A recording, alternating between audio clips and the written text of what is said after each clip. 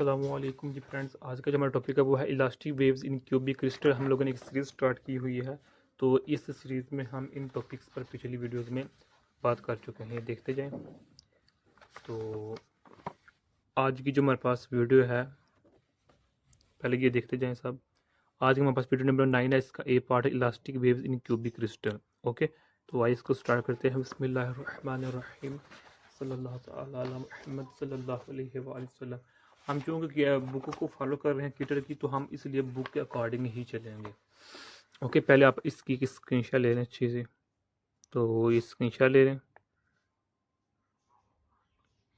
तो इसको हम देखते हैं। अच्छा, मैं अपने वर्डिंग में इसको यूज़ करूँगा। आप ये वर्डिंग लिख लें या मेरे वाली वर्डिंग लिख लें, या जो मैं बोलूँगा उसको अपनी वर्डिंग में लिख लें। एक ही बात है, सिर्फ बात है कंसेप्ट की। कंसेप्ट क्लियर होना चाहिए। ओके, तो पहले जो ना राइटर ने, जो कैटल है, उसने क्या क्या क्या किया था कि 21 टर्म्स से 3 टर्म्स कर दी थी फॉर क्यूबिक केस। ओके, अब वो बात कर रहा है elastic waves in cubic crystal. अब जो मैंने पहली बात की कि 21 से 3 टर्म्स कर दी थी, वो हमने लास्ट वीडियो में डिस्कस की हुई हैं। यानी कि अगर हम देखें कि जो मेरे पास था, ये देखें कि इस में हमने, यानी कि जो मेरे पास ये इक्वेशंस थी 36 और 38, 37 और 38, इन दोनों में क्या था 38, इसमें भी 36 कॉन्स्टेंट, इसमें तो 36 कॉन्स्टेंट्स को इसने पहले क्या रिड्यूस किया, किसमें 21 कॉन्स्टेंट में, फिर 21 को इसने रिड्यूस किया 3 कॉन्स्टेंट्स में। ये हम तमाम डिटेल पिछली वीडियोस में डिस्कस कर चुके हैं। अब वो बात कर रहा है इलास्टिक वेव्स की इन क्यूबिक क्रिस्टल। पहली बात क्या है वेव की, और वेव क्या है इलास्टिक है, या इसको हम मैकेनिकल वेव का भी नाम देते हैं। और दूसरी कंडीशन खुद बता दी गई है, सिंपल क्रिस्टल नहीं है, सिंपल मटेरियल नहीं है, बल्कि उसने कंडीशन लगा दी है क्यूबिक मटेरियल हमारे पास, क्यूबिक क्रिस्टल है। ओके, अब यहाँ बात कर रहा है कि इलास्टिक वेव या मैकेनिकल वेव क्रिस्टल में या मटेरियल में किस तरह मूव कर सकती हैं, इनकी ट्रैवलिंग, इनकी प्रोपगेशन को देखना है हमने इधर। ओके, तो हम अगर यह नेक्स्ट पेज पर दो फिगर दिखाई गई है, पहले इसका स्क्रीनशॉट लें। स्क्रीनशॉट है। ओके, तो ये स्क्रीनशॉट ले लें अच्छी से। ओके, तो ये मेरे पास फिगर नंबर क्या है 18 है, ये फिगर मेरे पास क्या है 19 है।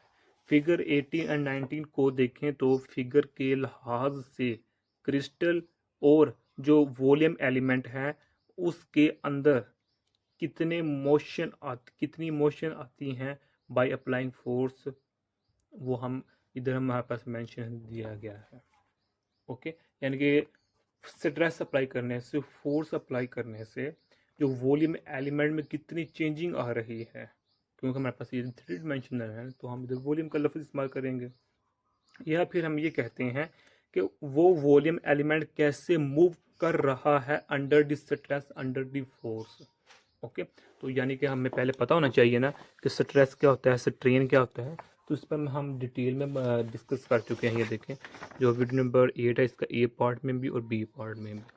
ओके, जब हम स्ट्रेस अप्लाई करते हैं तो हमारे पास जाहिर बात है स्ट्रेन होती है। ओके, तो अप्लाइंग फोर्स करने से वॉल्यूम कितना चेंज हो रहा है, कैसे मूव कर रहा है, या फिर उसकी इक्वेशन ऑफ मोशन कैसे बन सकती है, इसको हमने इधर फिगर 18 में देख सकते हैं।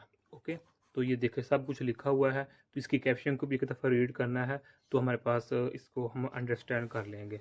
तो कैप्शन में हमारे पास मेन जो इक्वेशन है वो हमारे पास ये लिखी हुई है एफ एक्स। ये एफ एक्स के लिहाज से, यानी कि अलोंग दी एक्सिस है हमारे पास ये एफ एक्स, जो हमारे पास स्मॉल एक्स है ना, सब्सक्रिप्शन में एक्स को शो कर रहा है, एक्सिस को शो कर रहा है। बाकी ये टर्म्स लिखी हुई हैं, आप इसको देख सकते हैं।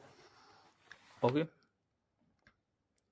तो अब जो मेरे पास ये इक्वेशन है, इसमें क्या है एफ इस, अगर इस इक्वेशन को देखा जाए तो ये इक्वेशन हमारे पास बन रही है F is equal to M A. क्या बन रही है इक्वेशन हमारे पास, F is equal to M A, ये न्यूटन का सेकंड लॉ है ना। तो इस इक्वेशन को मैं इस तरह भी लिख सकता हूँ, रो वॉल्यूम ए। ओके, एम की जगह मैं ये लिख, यानी कि किस तरह मैं लिख सकता हूँ ये देखिए हम जानते हैं rho is equal to M over ये होता है ना, तो मैं यहाँ एम की वैल्यू निकालूंगा तो मेरे पास ये आ जाएगा, तो इसको फिर मैं इधर पुट कर देता हूँ।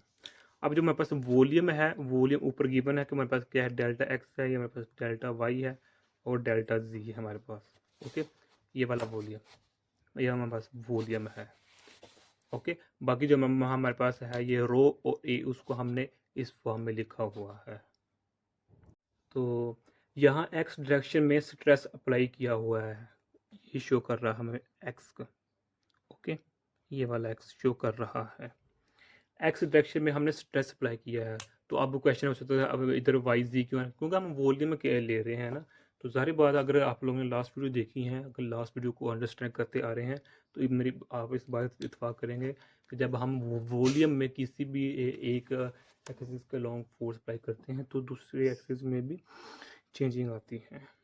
अच्छा जी, यहाँ हमने क्या किया है, एक्स डायरेक्शन में स्ट्रेस अप्लाई किया है। यहाँ जो है ना, किटल ने क्या किया है, वॉल्यूम एलिमेंट की मोशन ड्राइव की है according to Newton second law, जिस तरह मैंने अभी बताया। उसकी जो इक्वेशन बनती है उसको 55 इक्वेशन में लिखा हुआ है। ओके, यानी कि जो मेरे पास ये आई है, इसको हमने जो टॉपिक हमारा स्टार्ट हो रहा था वो इसी इक्वेशन से स्टार्ट हो रहा था। अब ये इक्वेशन कहाँ से आई है, ये इक्वेशन हमारे पास यहाँ से आई है। ओके, ये हमारे पास एक स्पेशल केस है अलोंग द एक्स एक्सिस है, ये हमारे पास इसकी जनरल केस है।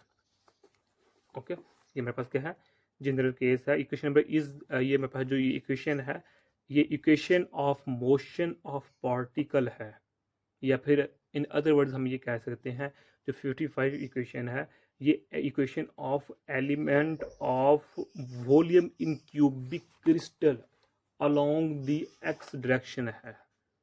दो इक्वेशन, इस इक्वेशन हम दो नाम दे सकते हैं। ये equation of motion of particle है इन जनरल केस, या फिर हम कह सकते हैं ये equation of element of volume in the cubic crystal in x direction है। ओके हो गया। खैर ये तो हमारे पास जनरल केस है ना, ये जनरल, तो जो हमने ये कैप्शन में स्टडी किया है वो एक स्पेसिफिक केस है जो कि अलोंग द एक्स एक्सिस है। तो लिहाजा जिस तरह हम ये देखें कैप्शन में हमारे पास हमने ये इक्वेशन लिखी है ना, F X is equal to इसके इक्वल है, इसी तरह हम एफ वाई और एफ जी के लिए इक्वेशन भी लिख सकते हैं। ओके, डन हो गया। तो अब क्या करना है, हमने इधर लिखा हुआ ऊपर ये देखें 38 एंड 50 इक्वेशन को, यानी कि अब हमने इन दोनों इक्वेशंस की हेल्प लेनी है, 38 इक्वेशन की और 50 इक्वेशन की। 38 का जो 8 इक्वेशन है ये स्ट्रेस कंपोनेंट्स हैं, मींस अगर आप हम जो हमारे पास 38 यानी 38 इक्वेशन है, इसको अगर हम एक्स वाई और जी के लिहाज से डेरिवेटिव करते हैं इसका, तो फिर हमारे पास 56 इक्वेशन आ जाती है। कौन सी 56 इक्वेशन आ जाती है।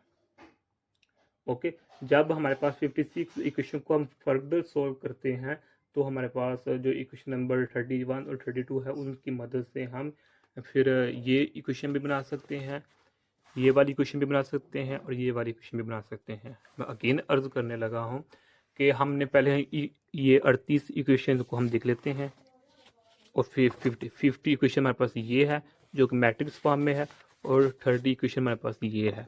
ये स्ट्रेस को लिखा हुआ है in the form of strain. Okay, इस पर हमने बकायदा तौर पर डिस्कस की हुई है। Okay, elastic compliance and stiffness constant, ये मेरे पास ये देखें जो वीडियो नंबर 8 है, इसका मेरे पास जी पार्ट है, इसमें हमने डिटेल में डिस्कस किया हुआ है इस पार्ट को। ओके, सॉरी इलास्टिक नहीं, हमारे पास ये है, यह इलास्टिक कंप्लायंस एंड स्टिफनेस कौन, जो मेरे पास वीडियो नंबर 8 का ई पार्ट है। खैर, ये मेरे पास क्या है, स्ट्रेस को हम in the form of strain लिखा हुआ है। जब हम इस इक्वेशन को डेरिवेट करेंगे विद रिस्पेक्ट टू एक्स के लिहाज से, वाई के लिहाज से और जी के लिहाज से, तो हमारे पास जो इक्वेशन आती है वो हमारे पास ये आ जाती है 56। ये डायरेक्ट आंसर लिखा हुआ है।